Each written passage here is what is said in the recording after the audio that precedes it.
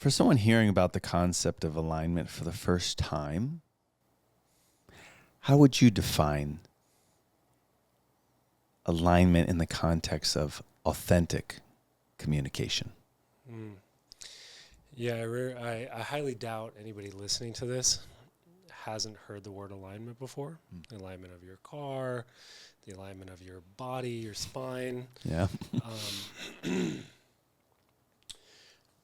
We're very familiar with this concept. Yeah. Even right now, wherever you're at, if you just bring awareness to your posture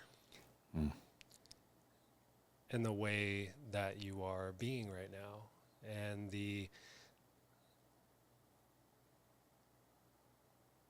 things that are being spoken to you from your body. Let's just look at it from a physical perspective.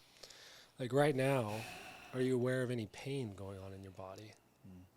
Is there any pain anywhere? Is there any and a lot of the times most of our pain is chronic, and it's not like it's speaking loudly to us right now, but it's there. We just have to listen deeper. You know, some of us may spend a lot of time with our weight on our right side, or our weight on our left side, or our head tilted this way or tilted that way. And it's not that any of those positions are bad. It's not that any posture that you're in is bad. It becomes bad if we forget how to move out of it. And when we forget how to move out of it, we have basically forgotten how to listen to the part of us that's speaking to us. And so this concept of alignment requires a deep listening. And not just a deep listening, to a deep listening to what is true to us. You know, you started this off with the word integrity. If your body is in alignment, you're in integrity. It means that all the parts of yourselves are working together as a unit to hold up your experience of life, right? You're integritous, I guess, if that's a word. I don't know if that's a word or not. Integrated. You're integrated, yeah. You're full of integrity. And what is that besides being in truth? If you are, I sit with this in my relationships, and I think about it. If I really love somebody, it means I'm honest with them. To me, I believe that love and truth is actually the same thing, in a way.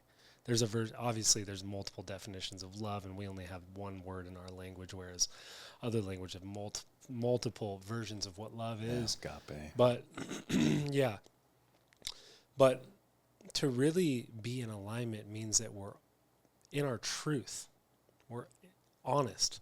There's not any facades. There's not any parts of me that I'm holding back. There's not any things I'm not saying to you. And not just that, but there's not any things within myself that I'm disconnected from hearing. And so alignment, especially in the context of relationship, in the context of communication, it is, can I be vulnerable? Meaning, can I show you all of the parts of myself? Can I be in congruence? Means that I can be the same person right here on this podcast as if you walked up to me on the street, as if we saw at a music show, as if I'm, teaching during this course. I'm congruent. I'm able to be the same person all the time. And I'm able to speak what's on my mind, verbalize that, what's on my heart, and also do the same thing. You can tell when someone's out of alignment when they're saying one thing and they're doing a different thing. And to be honest, we'll get into this, but that is the most draining thing to your nervous system, to your body. It is parasitic to not be able to be who you actually want to be. You think about, and this might require a relationship audit, and probably even before that, it's going to require a self-audit. Where in my life am I not being true? who are the people in my life that I'm not being true with, and why or how am I not being true with them, or how or what am I doing that's not true? So alignment is, we could do hours and hours of a podcast on alignment, because it is, as far as a skill set, it's probably the hardest for people, and it requires the most commitment, because it's about you. When we get into attunement, it requires another person. Yeah. We get into holding space, that's another person. If you're listening to this and you're like, wow, I'm really good at attuning to people, and I'm really good at holding space, and I'm really good at being empathetic, but do you lose yourself?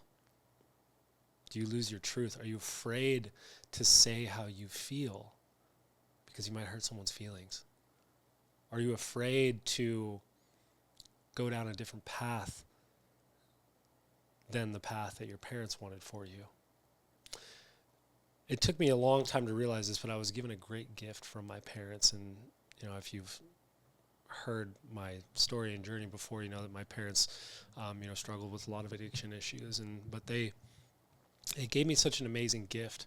And that gift was, they said to me, and I'll never forget this, listen, Stephen, we actually don't really care what direction you go in. You want to be a doctor, you want to be a lawyer, you want to be an artist.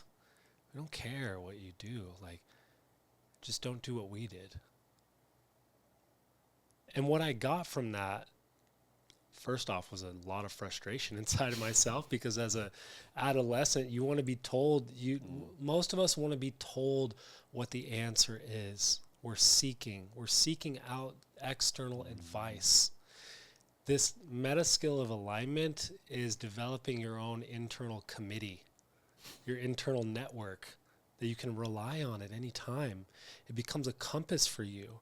And I was given this gift of going out into the world and not knowing what God was for me, what relationship is, what, I didn't necessarily have a lot of examples, but I had to go find those for myself.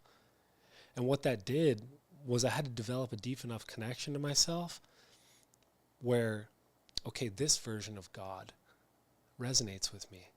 It lands in my body somewhere, and I feel it as true. This version doesn't. This version of relationship, lands in my body and feels really good for me, and this version doesn't. And so this idea of really developing this skill set of alignment is developing that internal compass of how do you feel,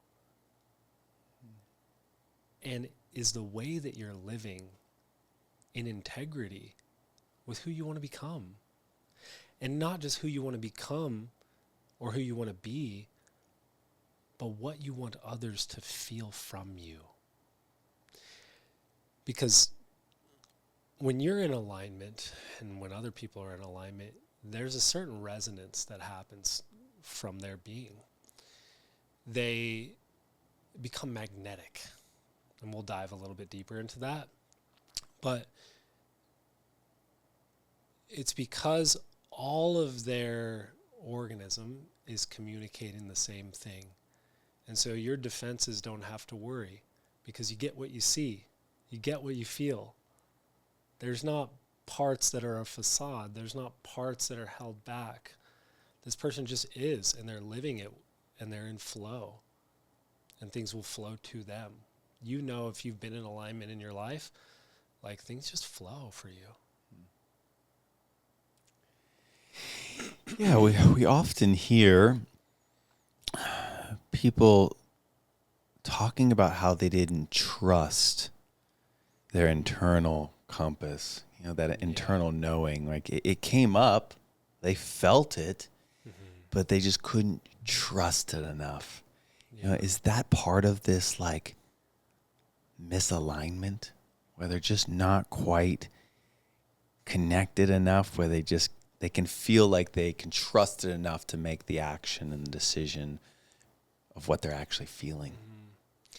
Yeah, and this is part of this skill set of developing alignment, because some people mistake their intuition for their fear. Some people mistake their intuition for the voice in their head. The voice in my head, you'll know if it's coming from fear, defense, or the voice in your head, because it's going to keep talking. Mm-hmm. It's going to keep saying more and more and more and more because it has to prove to you. Versus when it actually is coming from a place of alignment, it just is. It's a yes. It's the aha moment. It's the full body resonance. And it takes time. And this is the painful part of being out of alignment. And I spoke a little bit about this, but the further we get out of alignment, the harder it is to get back into alignment sometimes. And the more amount of time we've spent out of alignment, the more exponential the pain can become. If you spent 10 years walking with your hips out of alignment, well, it's going to start to wear down the connective tissue, and then it's going to go to your shoulder, and so it's going to take that much more time to unwind things. And so when you develop this skill set of alignment, it doesn't mean that you're perfect all the time, or you're absolute walking Christ and you're just true and honest and just, fully speaking exactly what's going on. It means that you have the awareness and self-curiosity to know when you're out of alignment and to know when you're in a situation around people or places, or when you're doing things that this ain't it. This isn't me. And then how much time does it take you to shift gears and bring yourself back? It's a momentum thing. And when you spend time in alignment for an extended period of time, you build momentum in your life. And what I would say is that trust. It takes time to build that self-trust. Self-trust, in my personal experience, has been a momentum thing. When I stop listening to it, it kind of is just like, okay, you think you know. We'll see. We're just going to stop talking. Yeah. Then I really have to listen. And then I listen a little bit. And then I make a decision from that place, and life rewards me. And then I listen, and then it speaks a little bit louder. Then I make another decision from that alignment, and then it speaks a little bit louder. And then you continue to make those decisions over and over from a place of alignment, from a place of how do I feel? How do you feel right now? Not how do the other people feel. What is it that you want? Not the religion, not the parents, not the societal stuff.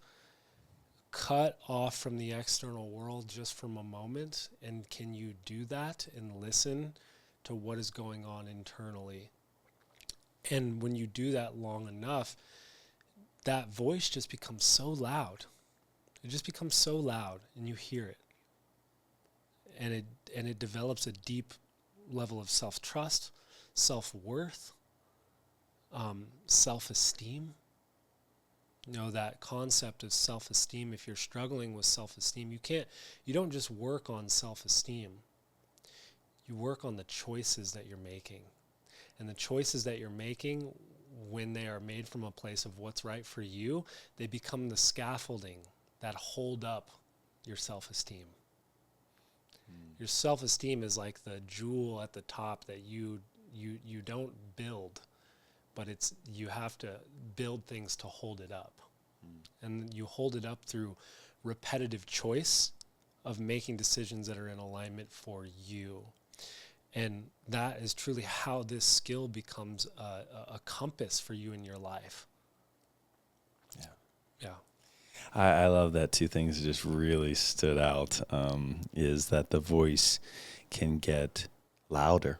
It can. The more trust you have, and ultimately the expression comes forward. And then ultimately that we have this internal GPS that can get us where we need to go. We use it every day in life with technology. We just trust that it knows how to navigate us to point A, point B. And yet we've really lost and been out of touch with this GPS of our own system. And so, leading me to my next question around this inner compass, and, why is alignment so essential for authentic communication and also the ability to self-connect? Like, how do those two like intersect one another? Like authenticity, or Yeah, for like to really come to a place where communication, like what is at the bridge, I guess, of communication and self-connection. And I see it as like authenticity, but I'd love kind of like your thoughts on maybe that word or in those two coming together to form that scaffolding, just like self worth was lifted up. Yeah.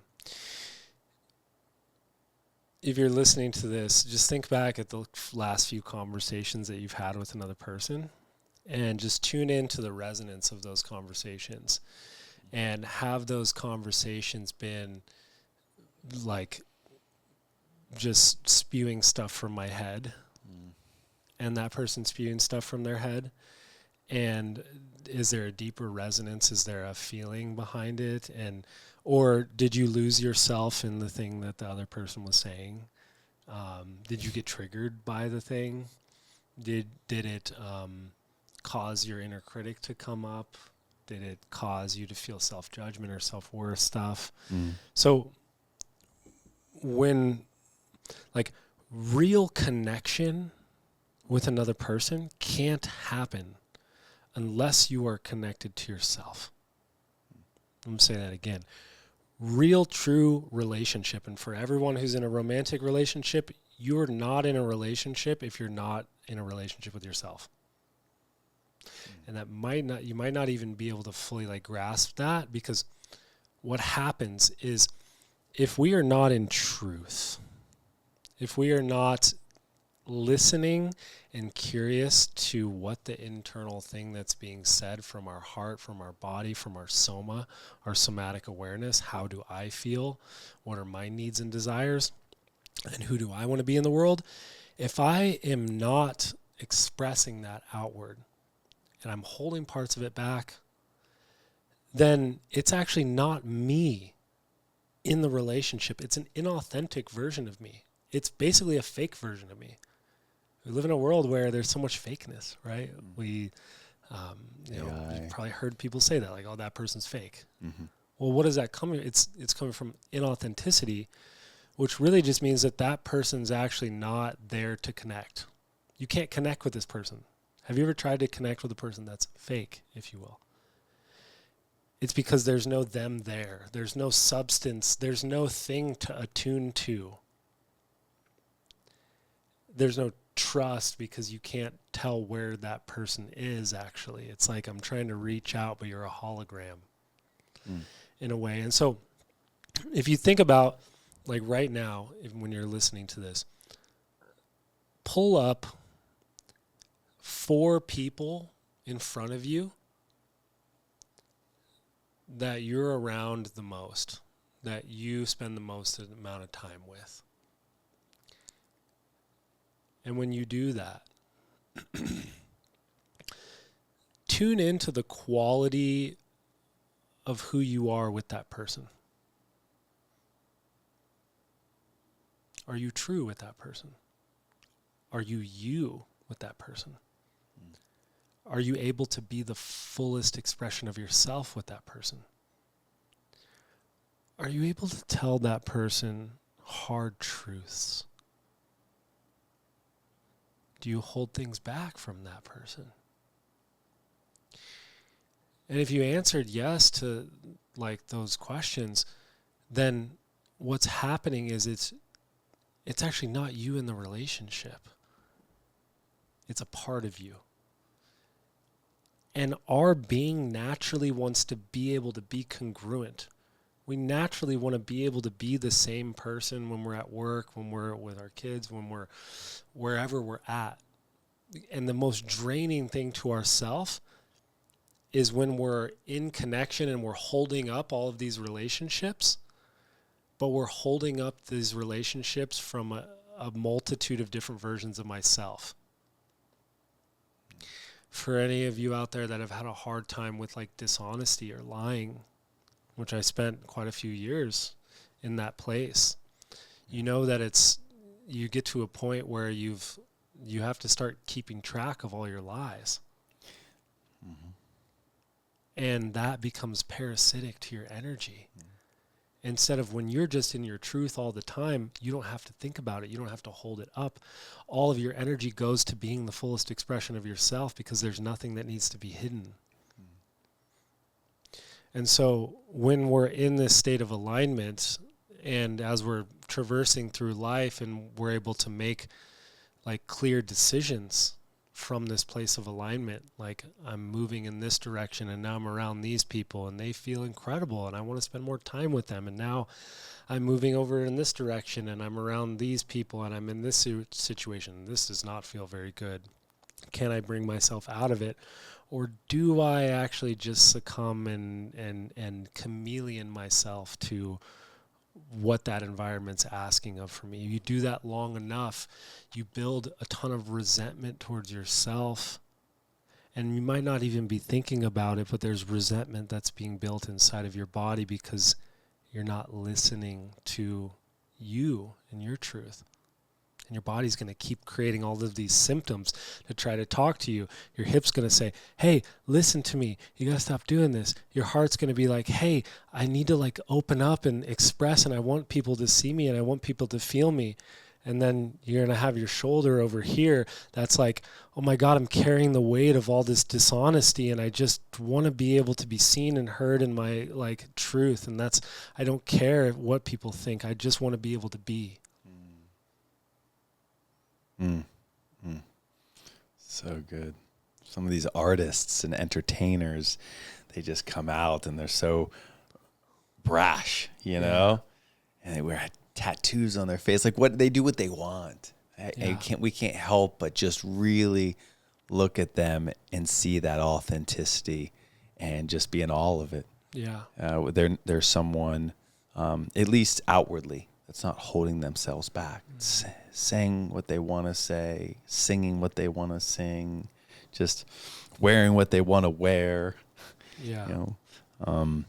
And another thing I want to say about alignment is it's not about improving yourself. Alignment is not about adding on more things or going and trying to like externally figure out more about yourself. Or externally like add things to you. It's this aspect of like excavation and listening deeper and deeper into yourself of who am I? What is it? How do I want to feel? What do I want to do? What do I want to be? And that happens every day, right? It's a deep internal curiosity and listening first. And for anyone who is having a really hard time listening to that, like, and knowing, like, is this coming from a place of fear, or is this coming from one of my defenses, or is this actually coming from my own internal alignment speaking to me? What will happen is, I just lost my train of thought. It's okay.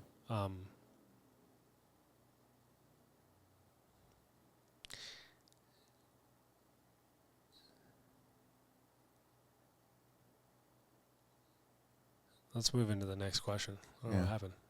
You were talking about how things, it's not about adding more to it. You know, it's actually about this excavating and going down and really like a deeper listening. And then there was a kind of a prompt that you were saying around like... Yeah. Let me see if I can go back to it. So for those of you that are having a really hard time listening and hearing the voice of your own internal alignment, and you haven't heard it in a long time and you can't feel it, it really does require a slowing down, and not to become still, but to become like sensitive and sensory awareness. And there was a deeper thing I wanted to share there. I wish it would come back because it felt so good. But it doesn't want to be shared right now.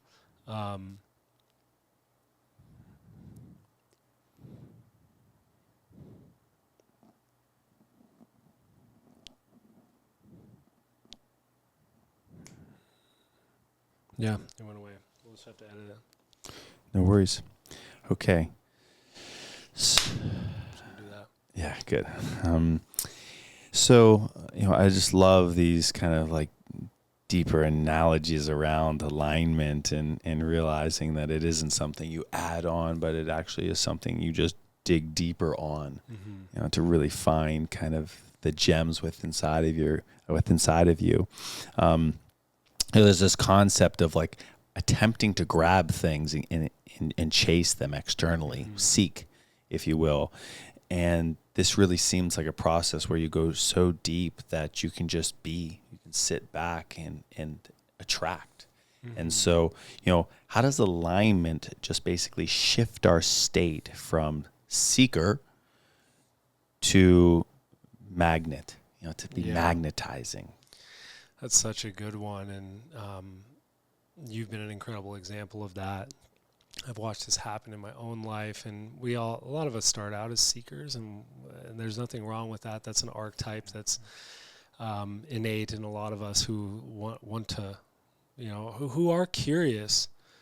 But when we shift, because the seeker never finds, like you have to shift out of the seeker at some point, because if you stay in the seeker, you'll spend the rest of your life just seeking. Versus when you shift from a state of, I would say, seeking my own alignment, seeking internally instead of seeking externally, curiosity inwards, right? Seeking can be the curious person. But shifting that inward, what happens is as I start to align myself, as I start to build that momentum of alignment, because it's not one state of being, it's a process. It's aligning. I'm constantly having to realign myself. I just had a conversation yesterday with a world-class drummer who's just so incredible. He's just an incredible artist, has been touring in a band for 20 plus years, and is just so incredibly talented, and he's dealing with like some self-doubt stuff right now. And it never stops. Yeah. Because our alignment never stops. As long as we're alive, we're going to have to keep being able to find our alignment. And you might be in a phase in your life right now where you're so in alignment and everything feels like it's just lined up, and then something happens, and then it's time to realign. And so that's when it becomes a skill set, because it's not just one state, okay, cool, I'm aligned, and then life is good. Like other things will happen. And so do you have the skill set to lose everything that you have,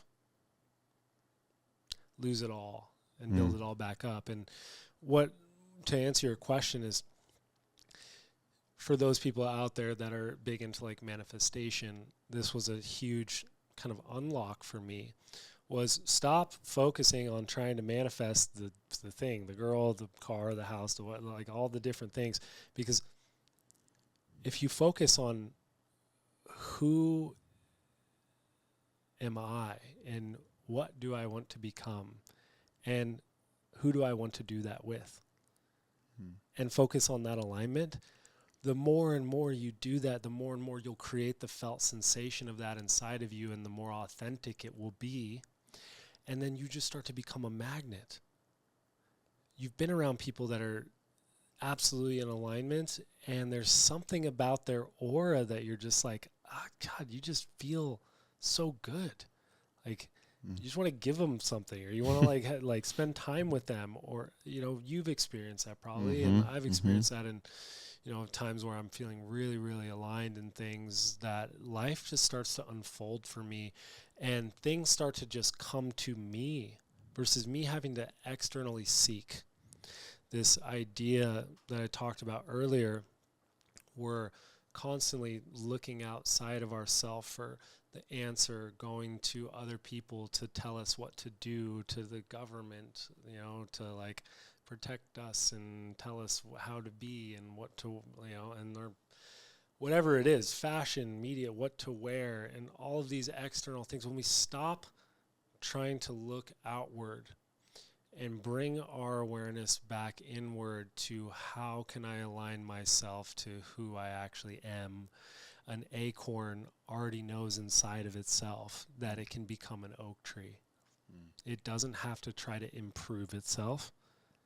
It just has to get curious and have the right environment that's in alignment for them, and the right soil and all the different things. And so when you start to shift from a state of seeking to a state of alignment, you start to become magnetic, and life starts to unfold from you from that place.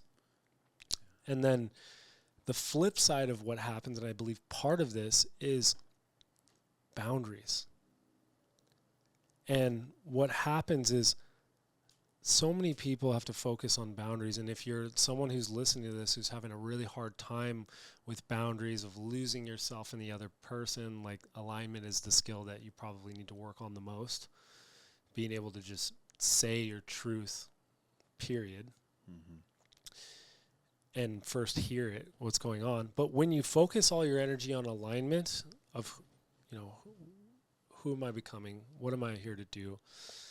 How do I want to be? Who do I want to do it with? Then your boundaries start to just appear for you. You don't have to work on, I need to set boundaries with this person and I need to set boundaries over there. If you focus just on alignment, all of your boundaries start to come up for you. They present themselves. Then all you have to do is just follow that. And that's the skill set of alignment. You've just put the bumper things in front of you for you to now follow your alignment, and then all the rest of it just kind of falls away.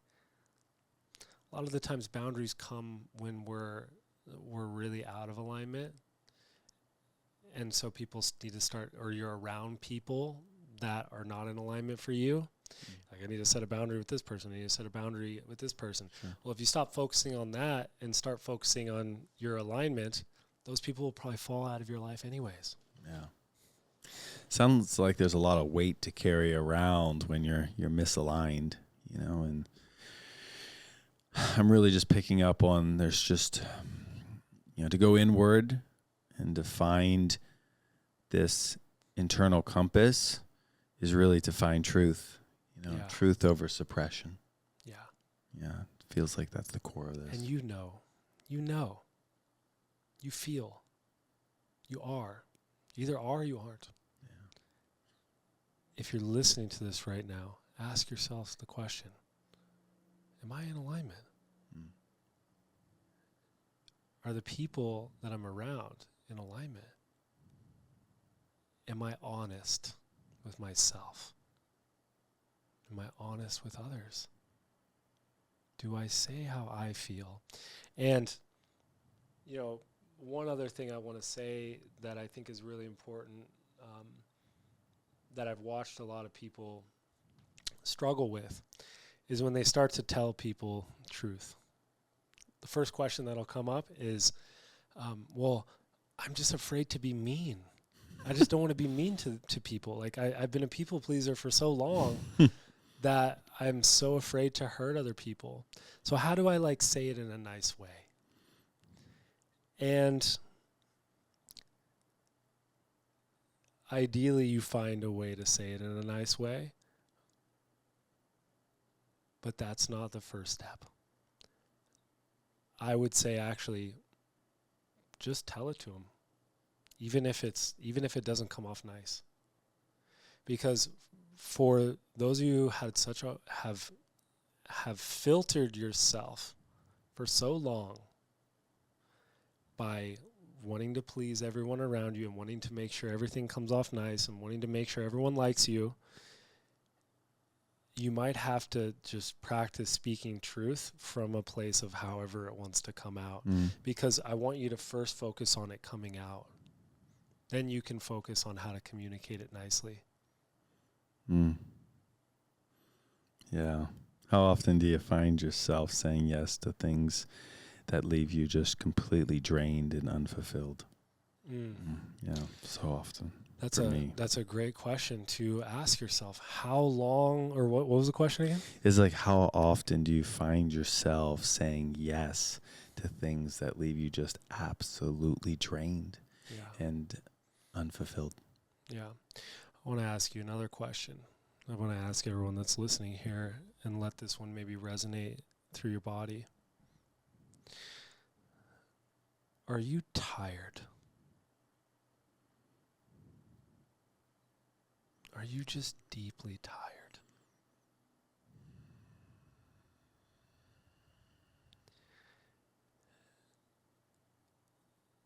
Being out of alignment is the most draining things to your system. You will never have energy. If you really answer that question for yourself, if you are working a job that you're just really tired, and not just tired from a place of like, I've given all of myself to this thing, but I am fatigued. Like, I am chronically fatigued. I wake up in the morning tired. If you wake up in the morning tired, you're out of alignment. And most of the time, it's not that you don't have enough energy to do what you're doing, it's that you're not inspired. This channel of alignment within ourself allows for like from a metaphysical standpoint, when we're in alignment, when our body's in alignment, when our nervous system is in alignment, we're an antenna. And that antenna allows for inspiration. Inspiration is to inspire, to take in the spirit or the spirit energy through us. When we're in alignment and our antenna is tuned, we're inspired. When you're inspired, you could do anything. You're not going to get tired. There's times when I'm feeling super inspired. I want to work for 3 days. I don't want to stop. And that it's something we talk a lot about in somatic breath work is this idea of parasitic tension. What really is that is the idea of parasitic dishonesty in a way. Because any parts of ourself that we're disconnected from, that we're pushing away, that we're not honest about, that we're not honoring the truth of, any parts of our body that we're not in integrity, right? It causes this parasitic tension throughout our body, which basically means that it's taking energy to actually stay out of alignment. It takes more energy to stay misaligned than it does to align yourself, because your body naturally wants to be in alignment. Your soul naturally wants to be in alignment. Your heart naturally wants to be in the most aligned relationship in your life. Your spirit naturally wants to be like in the most inspired place. Your body naturally wants to be in the most like aligned integrity like position where everything just feels like it's working together as a holistic unit.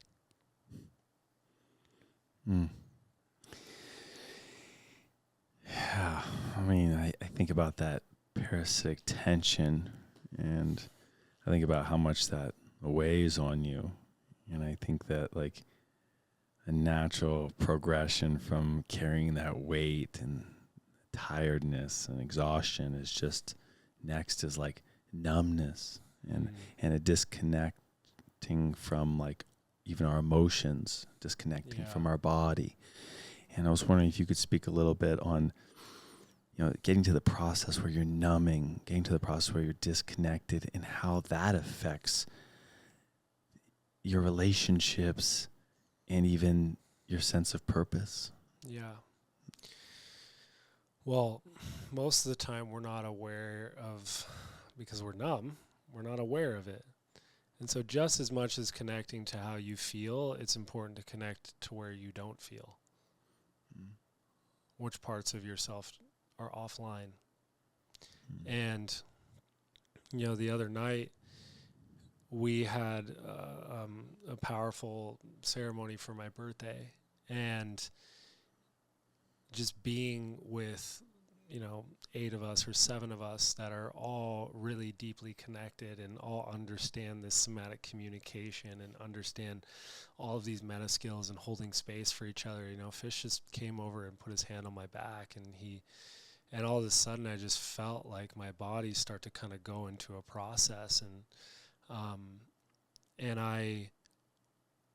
it was the most powerful release that I've ever had. And there was a multitude of factors there. My partner was with me as well. It was Fish and her were both holding space for me. But the amount of tension that was in my body that I was carrying, the amount of numbness of certain parts of my back that I haven't been feeling, and the weight that I'm carrying that's not mine, that's familial and parental and maybe even longer than that, who knows. And the amount of weight and numbness that was in my body in that moment, and I didn't even realize. Most time we don't realize when we're out of alignment. We need each other to help us remember. Well, you don't have to do it alone. It's not, we don't align ourselves by being alone. We didn't do that as a child. Our parents ideally show us how to align ourselves. Yeah. They help us learn to paint the picture of our internal experience by attuning to us and our internal needs. And what was so powerful for me was I actually went into probably the deepest pain that I had ever felt in my life. The most amount of agony, the most amount of sadness. And I've been doing this work for a long time, and believe me, there's always more there. So that's alignment, right? It doesn't stop. And so if you're feeling out of alignment, don't listen to this podcast and become discouraged. Know that it's not going to stop, and there's always going to be more there to do. But that being said, is a lot of the times it does take going to the depths of the things that we haven't wanted to feel first. The reason, and I remember what I was going to say earlier in this podcast that might have gotten clipped out because I had a brain fart, but I remember what I was going to say was the reason why you can't hear the voice is because it's clouded by the suppression of the things you don't want to feel. The reason why you can't hear that internal compass is because it's clouded by all the excess stuff that you're carrying that hasn't moved through you. Yeah. And so, joy, I heard this quote, joy is the matriarch of all the emotions, of a family of emotions, and she's not going to visit you unless all of her other children have been welcomed. And so if there's sadness that you haven't been letting yourself feel, if there's anger that's stored in your body, if there's resentment, if there's agony, if there's pain, if there's all of those things that you're carrying that are blocking your ability to feel and to listen and to hear that internal voice that you just can't hear anymore, it might take you going to the depths of your experience. But I'll tell you, during that experience for me, it's never felt so good to feel so much pain. I've never felt so light in my life. And I would have never been able to do that by myself. That's why we are doing this. We believe in relational healing. We're not designed to do it alone. We're designed to do our work for ourselves, but together. Yeah. That is communication. Preach. Great share there. And I can only imagine there's listeners right now listening in, and I think what would you say to the listener who's sitting here listening and really digesting everything you're saying and coming from a place of, I do know my truth, I can tap into that, but I just have such a hard time bringing that to the forefront for a number of reasons. There's fear there. I don't want to be judged for bringing that forward. I don't want to be rejected. These are things that really just are at the core of why we hold things back. And so maybe if you could just speak to them for a second and unpack that fear and the judgment and how it stifles our ability to communicate with one another. Yeah, absolutely. Well, the last thing you want to do is put more pressure on yourself. The last thing you want to do is see something as broken, because you're not broken. No one's broken. And no, that means that creates the inverse, is no one needs to be fixed. There's probably something that's just stuck. And what I'll say to you is, and I repeat this to myself because it's needed, is, first comes belonging, then comes healing. And so you can't fight all the fronts at one time. If there's a lot of places that you're out of alignment in your life, let's pick one right now. Just pick one. If it's, you want to be more honest with your mama, just work on that. It'll start to ripple out, and you'll start to build momentum. Practice in the areas where you feel the most safe right now. Practice in the areas where you feel like you belong the most. In the place where you experience community. That's where communication and communion is gonna be the easiest to tap into. And so we get to do this together. And the thing that I'll say is it really is an excavation process, meaning that it's like self-archaeology. We're in geology class or whatever, self-geology, where we're archaeologists, and we're going through this internal excavation of peeling back the layers, of sweeping out the cobwebs and the dust. And there's layers. And we get to continue to excavate down to the bedrock of what our own unique expression is in the world. Not what's been impressed upon us from society and our parents, but what is your unique song? Because when we're all in alignment and we're all singing our own unique song, there is a symphony of life that's going on. You look outside and you really get quiet, and if you're in a place in nature, it might even be a little bit more, but you start to listen to the symphony that's going on outside. Not, other animals and living things aren't out of alignment. They all know their song to sing. And so, work on one part of the scale at a time.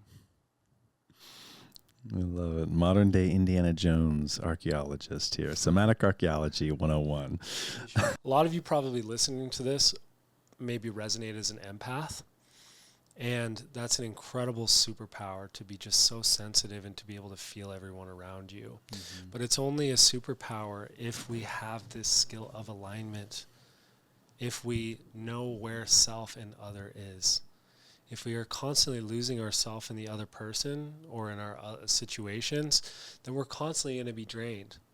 And so this skill set of developing somatic awareness for yourself, how do you feel? What is your truth?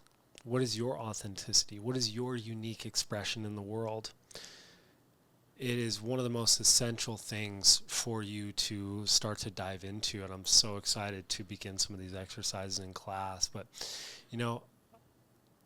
the pain of being out of alignment, it's unfortunate that most humans learn from moving away from pain instead of moving towards something that they want. Yeah. And so I want to just read a couple of these questions out loud so everyone listening to this can kind of get used to hearing the voice inside. And if any of these resonate with you, just let yourself feel it. How often do you feel like you're living a life that looks good on the outside, but feels empty or inauthentic on the inside?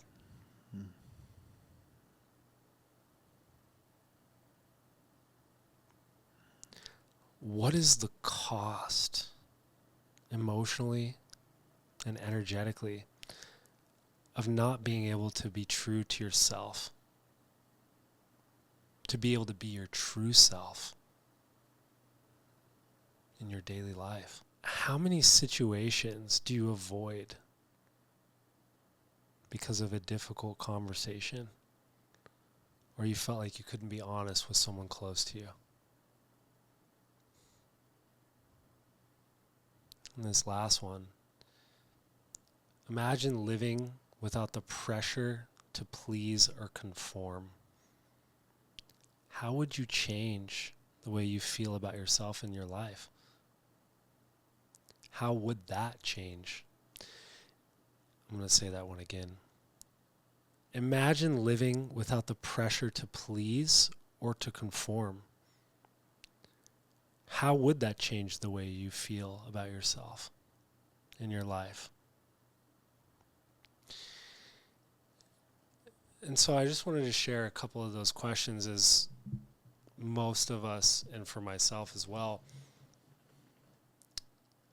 tuning into where we're out of alignment is usually going to be the thing that gets us our compass back. When you think about your body, most of us don't do stuff for our body until we start to feel some pain. Yeah. And then we're like, oh God, we got to go. Yeah. We got to go to the chiropractor. We got to go to the physical therapist. We got to go to functional patterns. We got to start doing all of the things. Don't tell them my entire schedule now. Yeah. Yeah. It's literally every day for me. The last thing we want to cover in this is, in the first 2 weeks of this experience, we do a lot of somatic awareness practices, but we use a lot of curiosity. Yes, we do. And what I mean by that is we use a lot of practicing, asking each other and asking ourselves questions that start with how and what. And within that, I would love to hear your experience too, but the reason why we use how and what questions, meaning that we start our questions off with how and what. And you can test this at home, test this with people in your life. As soon as you start to ask a why question, like, why are you sitting like that, Fish? It's defensive. A lot of the times we're met with defensiveness when we ask people why. Why are you doing that? Why are you the way that you are? Yeah, it comes off naggy. It comes off naggy. Yeah. And you're going to be met with defenses. When we ask a who or a where question. Who and where, yeah. It's external circumstances. Outside of us. It's outside of ourselves. Mm-hmm. When we focus on a what or a how question, and this understanding dates back to like almost the Socratic method in a way, where he really embodied this aspect of living the question. He went through all these different towns trying to find the wisest man, and he said, I couldn't find the wisest man because everyone thought they knew the answer. Yeah. No one wanted to be in the question with me. No one wanted to actually philosophize and ask each other questions. And so why we do this is, when you're asking yourself a how or a what question, you're asking someone else a how or a what question. When we try to find the answer, we stop our process. When we try to find the answer, we move into the fix-it mentality, which means that something is broken. When you go and give your partner an answer or your friend an answer for the thing that they're dealing with, see how that works out. When you ask them the right question, it begins that internal excavation process. And so we do a lot of this because when you're starting to tap into the felt sensations and the emotions and the things that you're experiencing inward, and instead of trying to find the answer, you frame it in a question, your being in your mind is naturally going to try to find the answer, and the answer is going to come up in your head.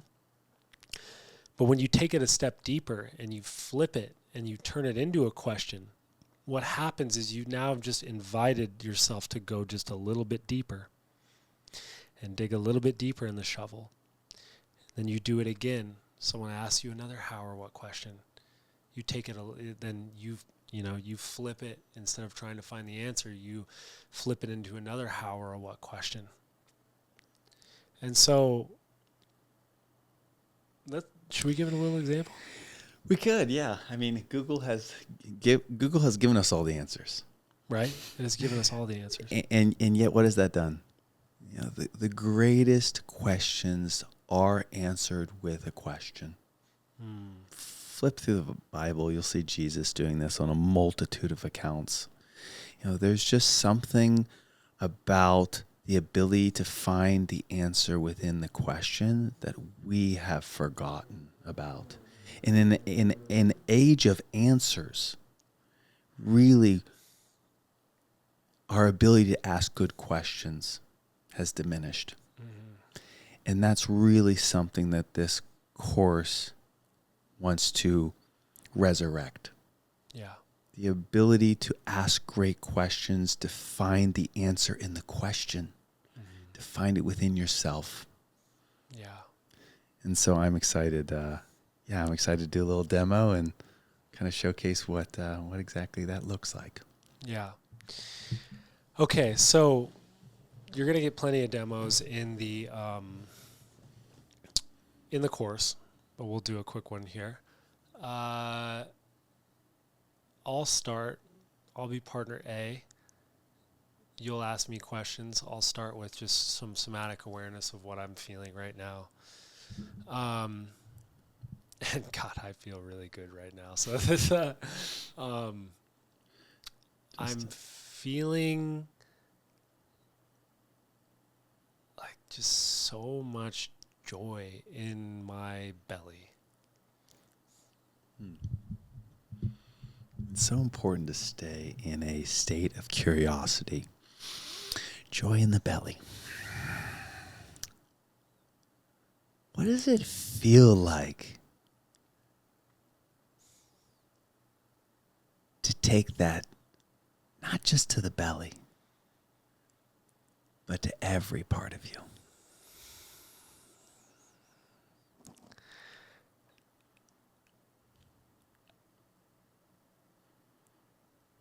How can I let that joy ripple not just through my body, but to everyone that I'm in contact with?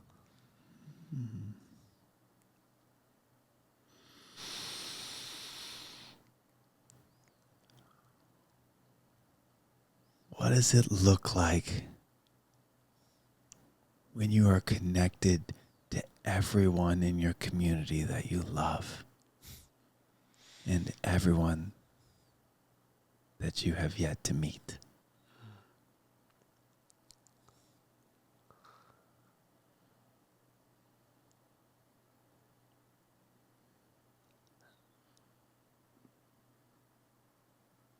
How big can we weave this web together?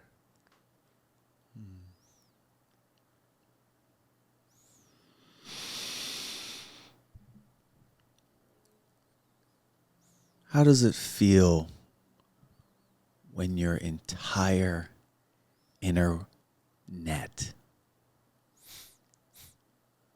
is integrated?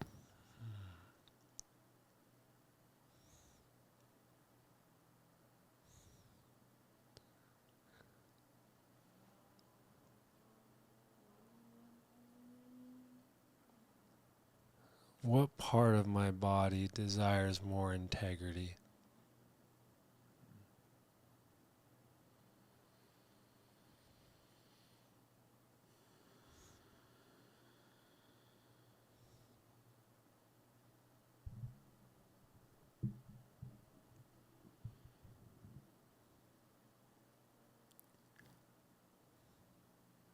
How can you be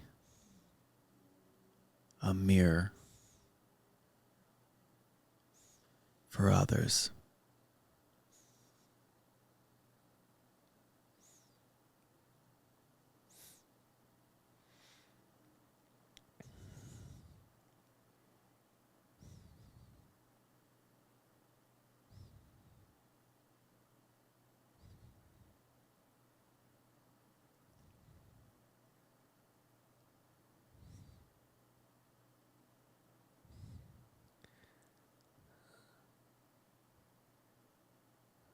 What's it like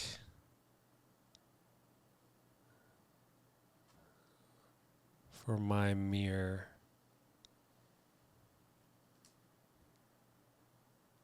to be so clear?